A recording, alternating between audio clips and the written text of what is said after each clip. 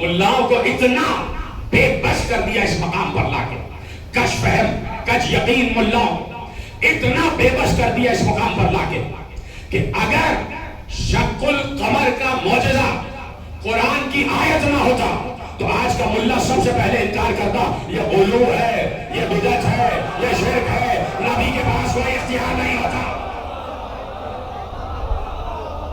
قرآن نے بے بس کر دیا، قرآن نے مجبور کر دیا، کہہ دیا اقتربت الساعہ وانشق القمر، چاند دو ٹکڑے ہو گیا۔ اللہ نے آیت رکھ دی، چاند دو ٹکڑے ہو گئے۔ اب انکار کرے مولوی، اب انکار کرے کوئی ملا، کس چیز سے؟ اقتدار محمد سے، اختیار محمد سے، تصرف محمد سے صلی اللہ علیہ وآلہ وسلم، اس سے انکار کر کے دکھا۔ اس لیے قرآن میں اللہ نے رکھ دیا میرے مصطفیٰ نے چاند کو دو ٹکڑے کیا، چاند کو دو ٹکڑے کیا۔ کسی نے آ کے پوچھا کہ آپ کو موسیٰ پر کیا افضلیت ہے؟ یہودی آیا اور اس نے کہا کہ آپ کہتے ہیں آپ موسیٰ سے افضل ہیں، تو کیا افضلیت ہے؟ قرآن میں تو قصے جناب موسیٰ کے بھی ہیں۔ کہا کہ موسیٰ جب گئے دریا میں راستہ کر دیا، موسیٰ کو اللہ نے یہ قوت دی۔ مصطفیٰ نے کہا کہ موسیٰ کو دریا تک جانا پڑا اور اپنے عصا کو پانی پر مارنا پڑا، تب جا کے دریا دو ٹکڑے ہوا۔ میں تو زمین پر بیٹھا تھا، میں نے اشارہ کیا چاند دو ٹکڑے ہوا۔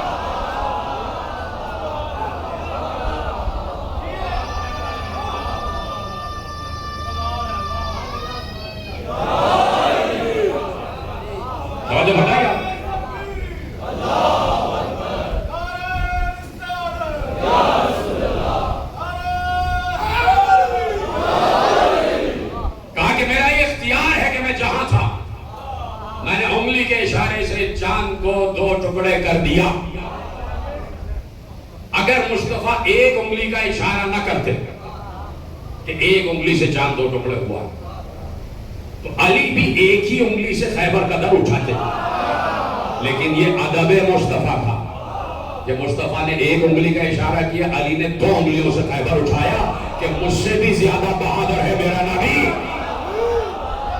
مجھ سے بھی زیادہ طاقتور ہے میرا نبی۔ اس ایک انگلی کے اشارے میں چاند دو ٹکڑے ہو جاتے، وہ بھی کہنے میں ہوا، نہیں تو مصطفیٰ تو رحمت ہے،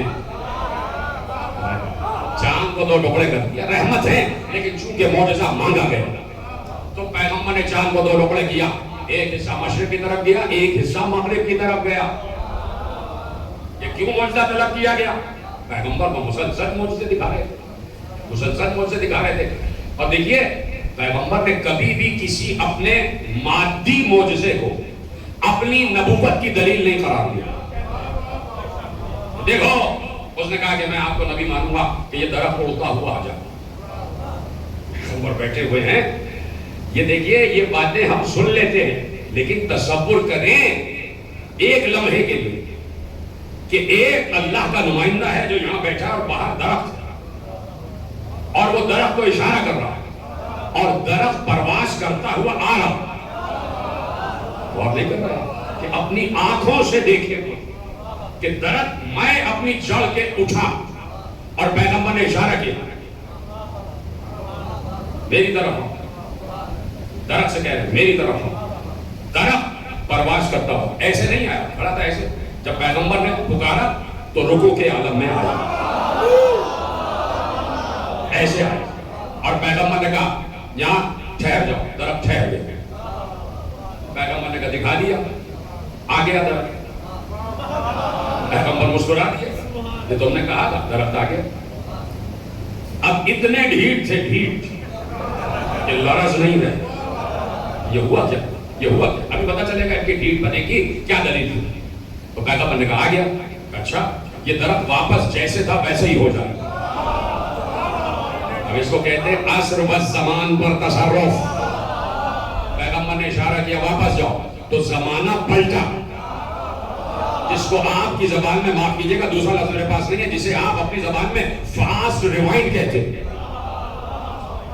فاسٹ ریوائنڈ بچوں کو تو نہیں معلوم، پہلے جو ٹیپ ریکارڈر وغیرہ آتے تھے تو اس میں فاسٹ ریوائنڈ ہوتا تھا، ایک بٹن ریوائنڈ کا دبایا جاتا تھا تو فاسٹ ریوائنڈ ہو جاتا تھا، جلدی جلدی ٹیپ پیچھے ہو جاتا تھا۔ ابھی بھی آپ جب موبائل پہ رکھتے ہیں تو چل رہا ہوتا ہے تو آپ اس لائن کو پیچھے کر دیتے ہیں، تو آپ دیکھنے لگتے کہ بھائی پچھلی بات کیا کہی تھی، پھر آپ اس کو فارورڈ کرتے ہیں آگے.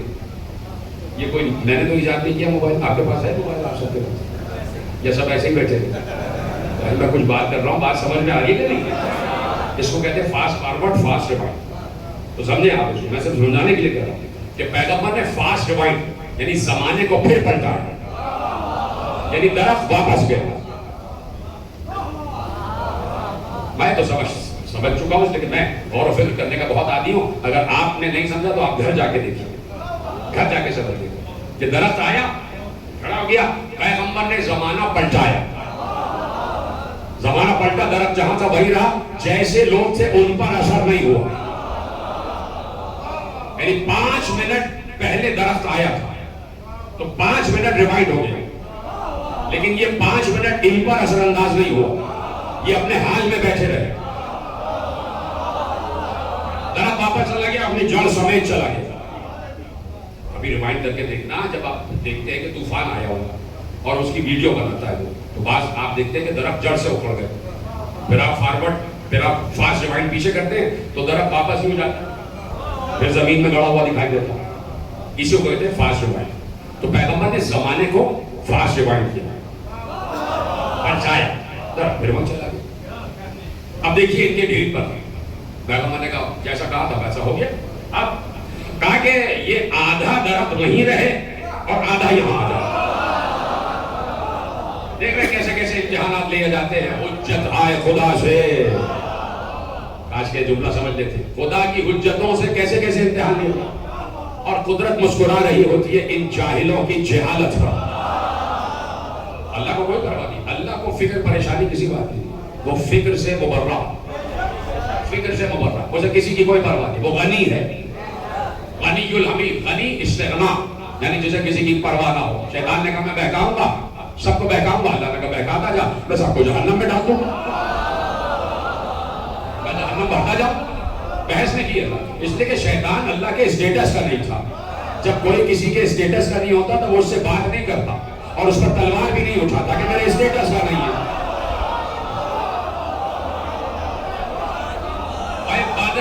بدر میں آئے عتبہ شیبہ ولید آئے، پیغمبر نے ادھر سے 3 بھائیوں کو بھیجا، معاذ، معوذ اور معیز، 3 کو بھیجا.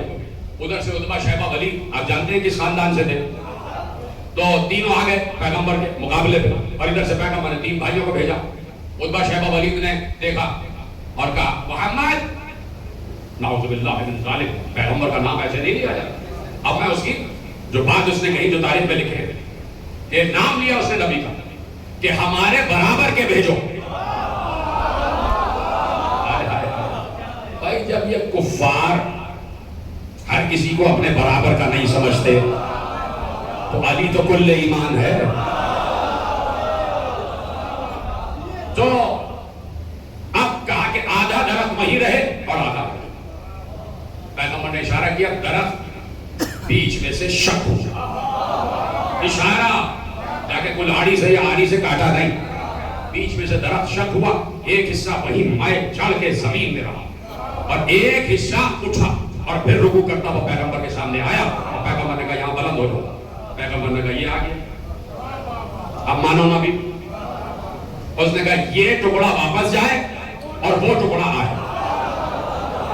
دیکھ رہے ہیں آپ عرب کی جہالت، پوری کتاب لکھی جائے عربوں کی جہالت ہے، اس زمانے کے عربوں. تو کہا یہ آدھا حصہ واپس چلا جائے اور وہ والا ہے جو وہاں گڑا ہوا. پیغمبر نے کہا جاؤ واپس. درخت بھی پیغمبر کی بات سنتے ہیں، درخت بے جان ہیں. تو جب بے جان درخت پیغمبر کی بات سن سکتا ہے تو کیا قبروں میں اترے ہوئے مردے نہیں سن سکتے؟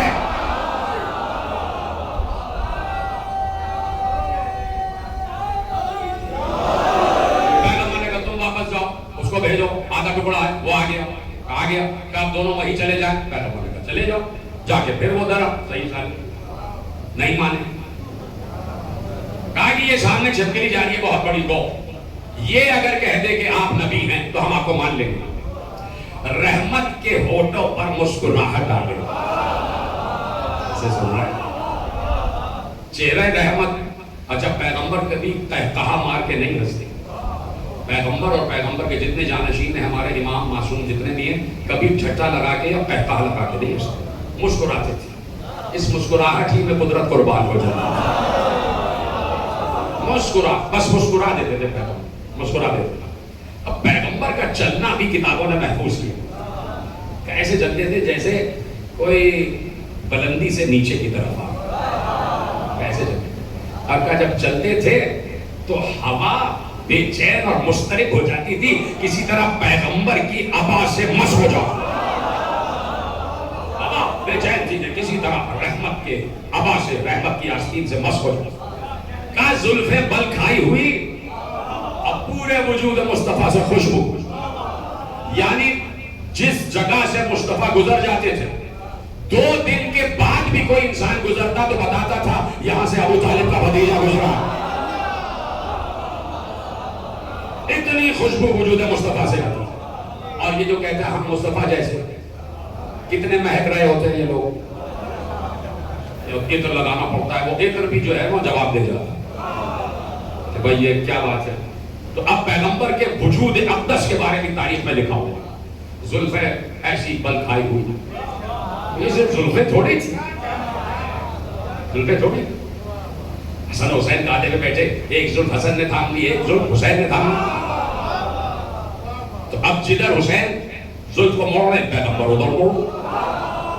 تو تاریخ نے لکھا کہ ایسا کبھی نہیں ہوا کہ حسن اس طرف موڑ رہے اور حسین اس طرف، کہ دونوں بھائیوں میں اتنی ہم آہنگی تھی کہ جدھر حسین موڑ رہے ادھر ہی حسن، جدھر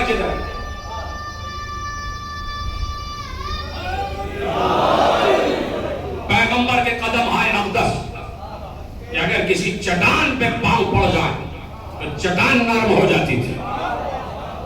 تو حضرت داؤد کو بلاؤ اور کہو کہ جناب داؤد آپ کو تو پورا اسم اعظم پڑھنا پڑتا تھا لوہے کو موم کرنے کے لیے، میرے مصطفیٰ کے قدم آ جاتے تھے، لوہا پگھل جاتا تھا، پتھر پگھل جاتے تھے۔ تو سب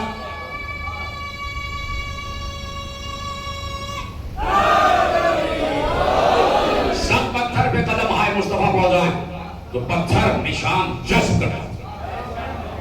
کر لیتا، چٹان پر نشان جذب ہو جاتا، جہاں سے گزرتے تھے معلوم ہوتا تھا کہ یہاں سے نبوت گزری ہے، یہاں سے رسالت گزری۔ پیغمبر کے شانے چوڑے، یہ سادات کی نشانی ہے، چوڑے شانے۔ اب پیغمبر کی گردن ستھرا، موٹی گردن کبھی بھی پیغمبر کی نہیں، لیکن موٹی گردن والوں کو پسند ہی نہیں کرتے تھے۔ جیتے رہو، سلامت رہو، سلامت رہو۔ یہ میرے نوجوان دوستوں خدا سلامت رکھے۔ اور قد مناسب اور متناسب،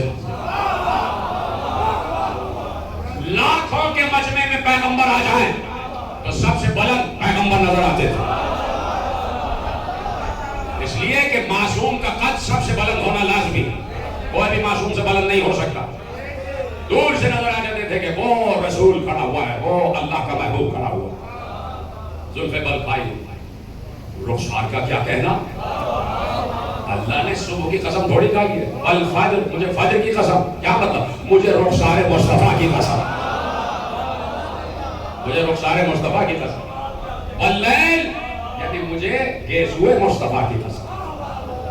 اب سوچئے لبھائے مبارک کتنے عظیم ہوں گے، لب پیغمبر کے کتنے حسین ہوں گے، اور ان لبوں کے اندر جو زبان ہے وہ کتنی حسین ہوگی، اور حسین کر دیتے تھے پیغمبر اپنی زبان کو، اور زیادہ چاشنی پیدا کرتے تھے جب کہتے تھے حسین منی وحنا من الحسین، یا علی انت منی وحنا من کا، فاطمہ تو بسط منی، حسن منی وحنا من الحسین۔